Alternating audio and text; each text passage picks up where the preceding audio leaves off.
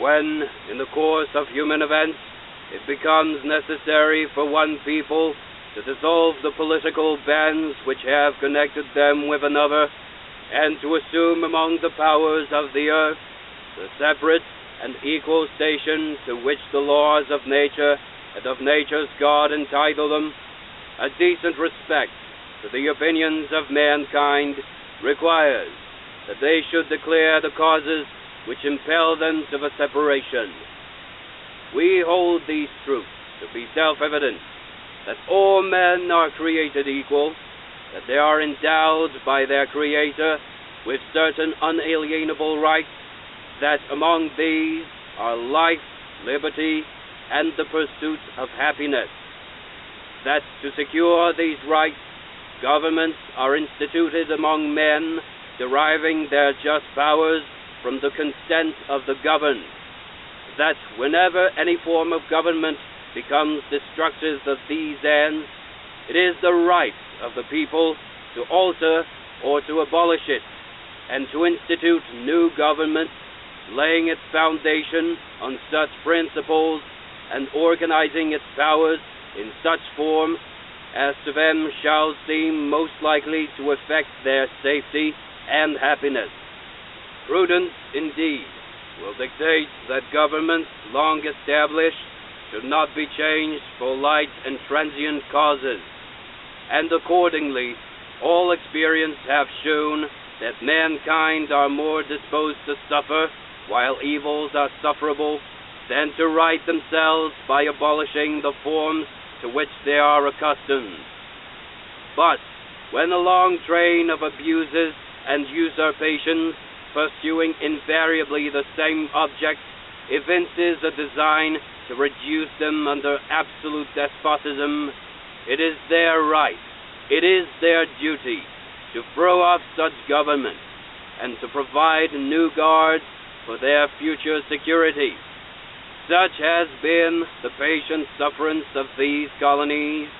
and such is now the necessity which constrains them to alter their former systems of government. The history of the present King of Great Britain is a history of repeated injuries and usurpations, all having in direct object the establishment of an absolute tyranny over these states. To prove this, let facts be submitted to a candid world. He has refused his assent to laws, the most wholesome and necessary for the public good. He has forbidden his governors to pass laws of immediate and pressing importance, unless suspended in their operation till his assent should be obtained, and when so suspended, he has utterly neglected to attend to them. He has refused to pass over laws for the accommodation of large districts of people, unless those people would relinquish the right of representation in the legislature, a right inestimable to them and formidable to tyrants only.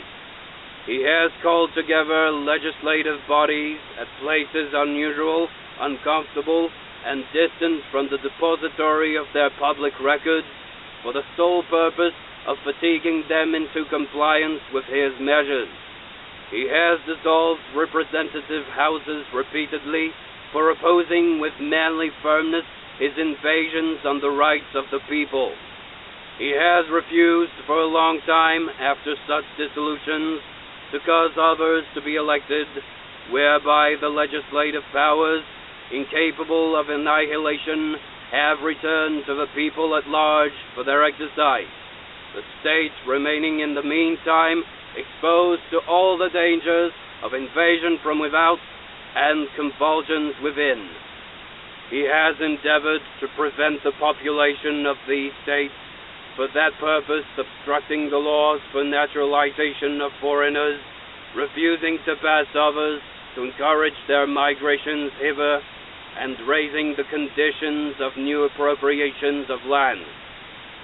He has obstructed the administration of justice by refusing his assent to laws for establishing judiciary powers. He has made judges dependent on his will alone for the tenure of their offices, and the amount and payment of their salaries. He has erected a multitude of new offices, and sent hither swarms of officers to harass our people and eat out their substance. He has kept among us, in times of peace, standing armies without the consent of our legislatures. He has effected to render the military independent of and superior to the civil power.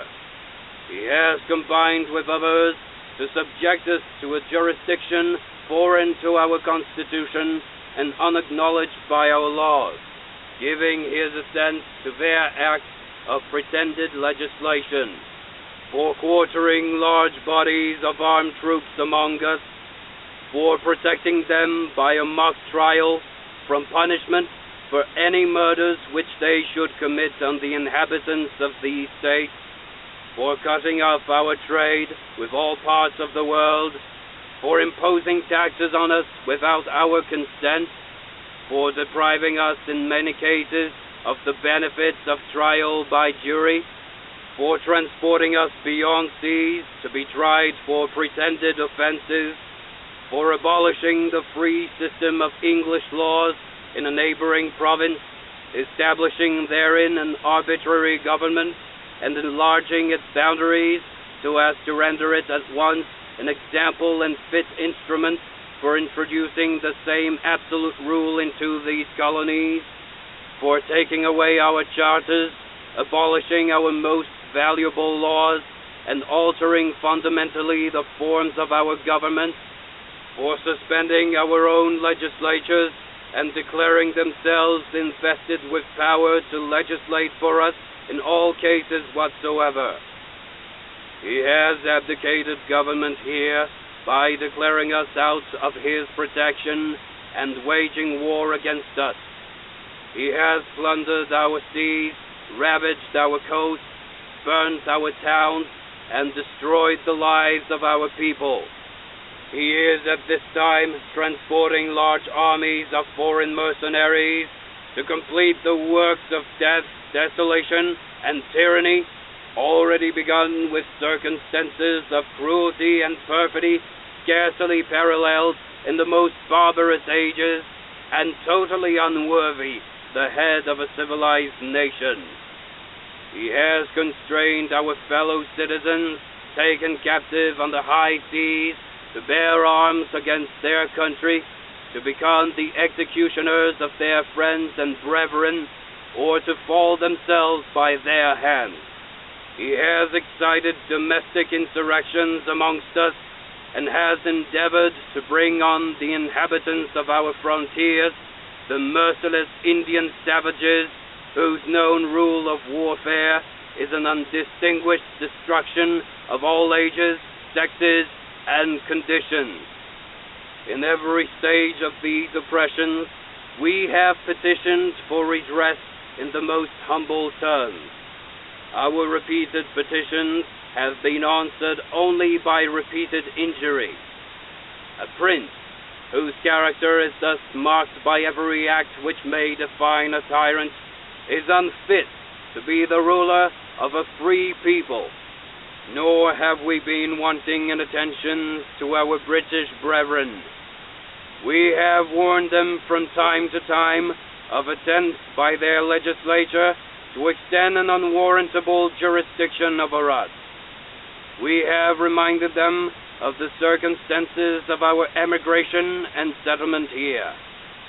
We have appealed to their native justice and magnanimity, and we have conjured them by the ties of our common kindred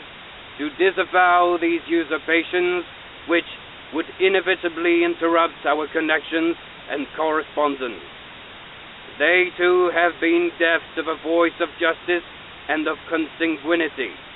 We must therefore acquiesce in the necessity which denounces our separation, and hold them, as we hold the rest of mankind, enemies in war, in peace friends. We therefore, the representatives of the United States of America, in General Congress assembled, appealing to the Supreme Judge of the world for the rectitude of our intentions, do in the name and by authority of the good people of these colonies, solemnly publish and declare that these united colonies are, and of right ought to be free and independent states, that they are absolved from all allegiance to the British Crown, and that all political connection between them and the state of Great Britain is and ought to be totally dissolved, and that as free and independent states they have full power to levy war, conclude peace, contract alliances, establish commerce, and to do all other acts and things which independent states may of right do. And for the support of this declaration, with a firm reliance on the protection of divine providence, we mutually pledge to each other our lives, our fortunes, and our sacred honor.